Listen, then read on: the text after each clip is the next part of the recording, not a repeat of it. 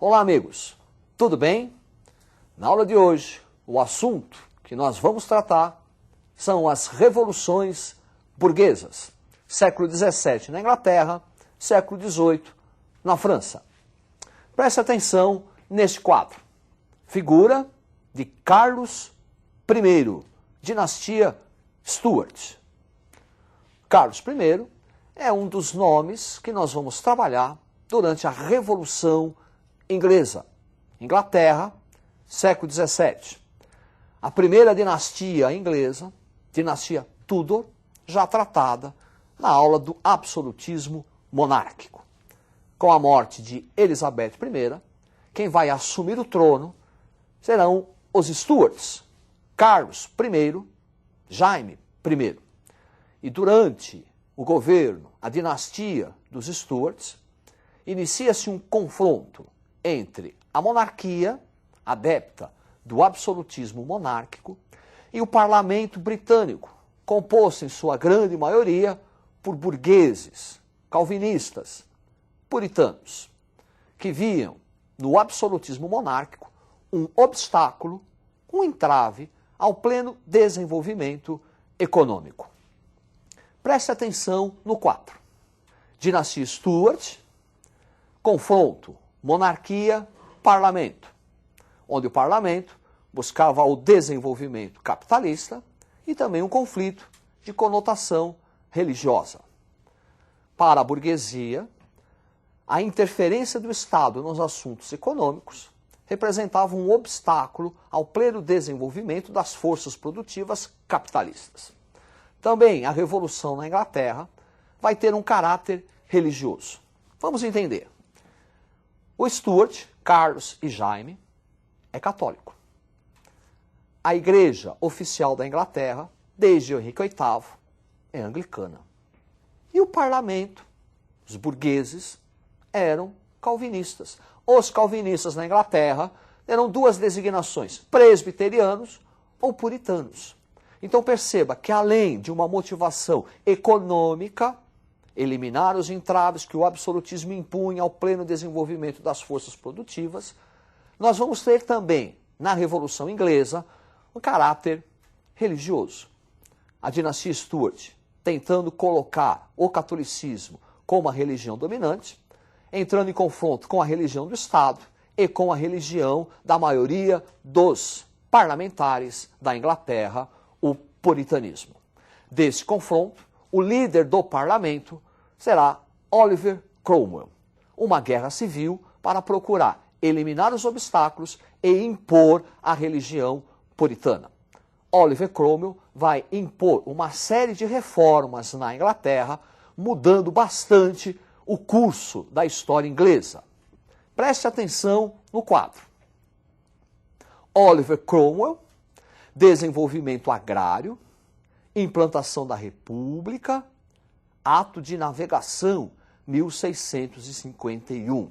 Oliver Cromwell será o primeiro e único presidente da República Inglesa. É o único momento em toda a história inglesa que a monarquia deixa de existir. É o período do protetorado de Oliver Cromwell.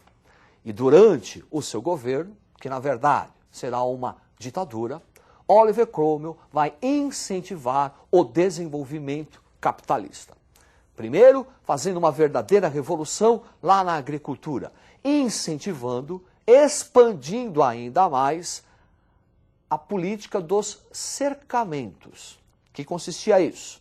Nós vamos utilizar as terras comuns para a pastagem, criação de ovelhas, para o fornecimento da matéria-prima da indústria têxtil, a lã, gerando assim um êxodo rural que vai possibilitar o desenvolvimento das cidades e a formação de uma mão de obra para a futura industrialização inglesa.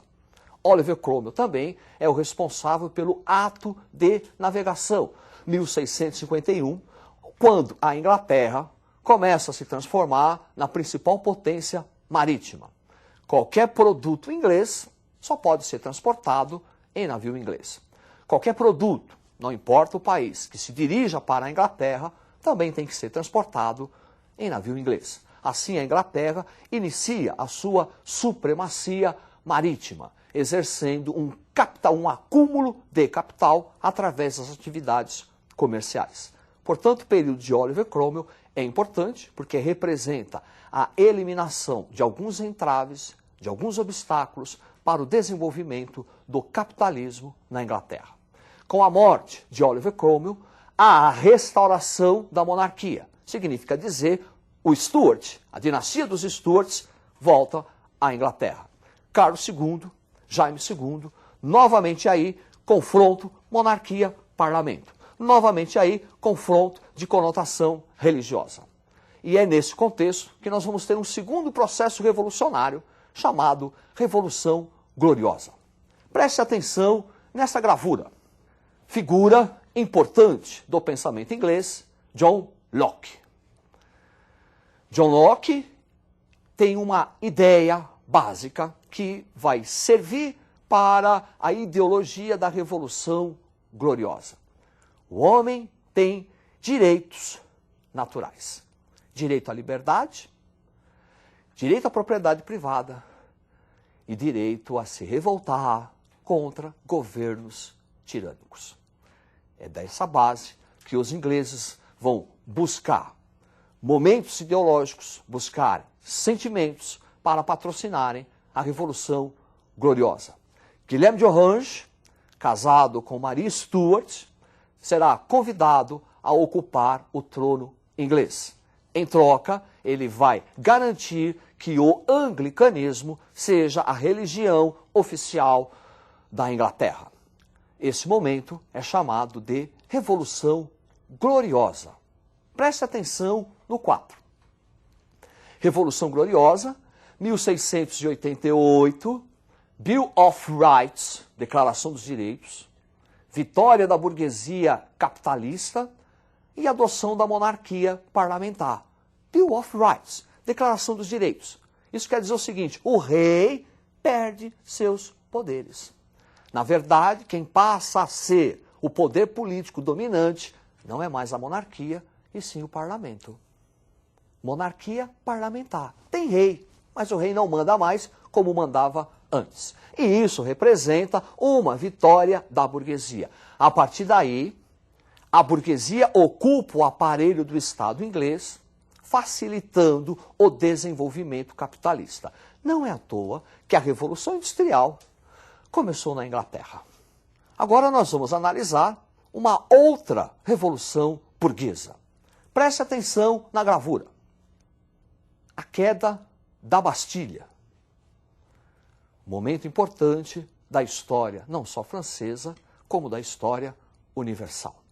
Vamos analisar o que foi a Revolução Francesa, que é um marco na queda do antigo regime. Analisando primeiro as causas que levaram a esse processo político. Preste atenção no quadro. Revolução Francesa, crise econômica e sociedade estamental. Crise econômica, resultado do colapso do feudalismo. A França, em pleno século XVIII, ainda tinha uma estrutura feudal, uma enorme dependência da agricultura. A partir de 1772, clima na Europa começa a sofrer transformações. Queda bruscas de temperatura, geadas, atrapalhando a colheita, gerando períodos de fome e miséria. Sociedade estamental, ainda um traço do feudalismo. A sociedade francesa em pleno século XVIII ainda tinha primeiro estado, segundo estado, terceiro estado e os privilégios que cada estamento tinha disso. Voltando ao quadro. A miséria e o iluminismo também são causas da Revolução Francesa. Essa miséria por conta da péssima produção agrícola, dos altos impostos e de uma crise econômica que a França entra a partir do século XVIII, motivada por duas guerras. A participação da França na chamada Guerra dos 7 Anos contra a Inglaterra por áreas coloniais na América do Norte e a participação da França na Guerra de Independência dos Estados Unidos. Esses dois conflitos vão contribuir para aumentar a crise econômica, que passa a se transformar em crise financeira. E quem sustentava o Estado, quem tinha que arcar com as despesas, era somente o terceiro Estado. Portanto, a Revolução Francesa é um levante do terceiro Estado, que era formado pela burguesia, não somente, mas pelo campesinato, pelos trabalhadores urbanos, artesãos, contra esse excessivo tributo, essa tributação excessiva que o Estado francês começa a impor por conta da crise econômica e crise financeira. E o Iluminismo, Rousseau, Voltaire, Diderot, Montesquieu, e as ideias de liberdade, igualdade e fraternidade. Vamos analisar agora os principais tópicos da Revolução Francesa. Preste atenção no quadro.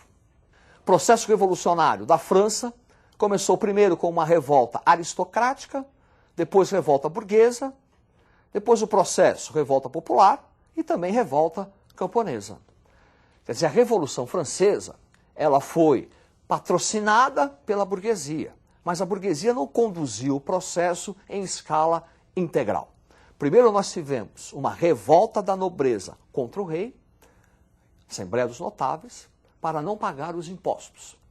O Estado francês, necessitando de recursos para sair da crise financeira, convocou os Estados Gerais para a discussão dos impostos. Nesses Estados Gerais, a burguesia inicia o processo. Nesse processo é chamado de Assembleia Nacional, que vai transformar a França numa monarquia constitucional. Preste atenção no quadro. Assembleia Nacional, o Grande Medo e a Declaração dos Direitos do Homem e do Cidadão.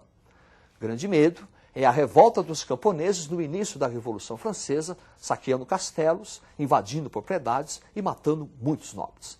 E Declaração dos Direitos do Homem e do Cidadão, que procurou eliminar os privilégios de nascimento. Todo homem agora é livre e igual perante as leis. Segundo processo da Revolução Francesa, Convenção Nacional. Preste atenção no quadro. Convenção Nacional, Tribunal Revolucionário, a Corte de Salvação Pública e decretado o fim da escravidão nas colônias francesas. A Convenção Nacional é a verdadeira fase revolucionária da Revolução Francesa. É a época de Robespierre, Mirabeau, Danton, Marat. É a época dos jacobinos. É a época da guilhotina, também chamada fase do terror. E o primeiro a conhecer a guilhotina será o próprio rei Luís XVI. Após a fase da Convenção Nacional, nós vamos ter a chamada fase do diretório, que é quando a burguesia retoma o poder político. Durante o diretório, grave crise econômica, grave crise política, corrupção e o retorno do Grande Medo. Temendo uma revolta popular, a burguesia convida Napoleão Bonaparte a ocupar o poder. É o famoso 18 de Brumário. Estudem, alunos. Até a próxima. Uma boa sorte.